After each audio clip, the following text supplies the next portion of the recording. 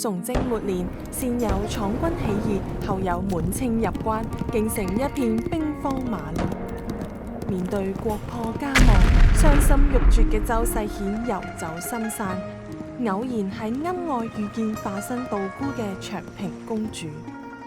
本以為公主已沒嘅周世顯，頓時感到失而復得。公主，我知道係你啊！喺周世顯再三追問之下，二人終於坦誠相對，破鏡重圓。公主同周世顯難得重逢，但彼此都明白，仍然需要同滿清勢力周旋到底。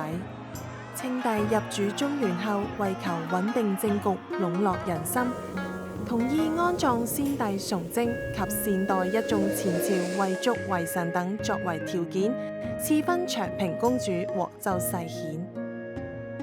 洞房花燭夜，公主同駙馬喺當日兩人情定終生嘅含章樹下拜堂成親，心繫故國嘅二人完婚後雙雙復讀殉國。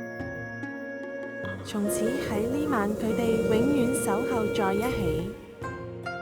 講得好精彩噃，燦燦。我哋現時所熟悉嘅帝女花故事係由粵劇創作家唐迪新改編嘅劇本，吸收咗前人創作嘅可取之處，豐富咗人物情感，情節更扣人心弦，終於成就咗後世嘅幕幕經典。我相信仲有更多嘅中國民間傳奇故事等緊我哋去發掘㗎，各位朋友仔，你哋話係咪啊？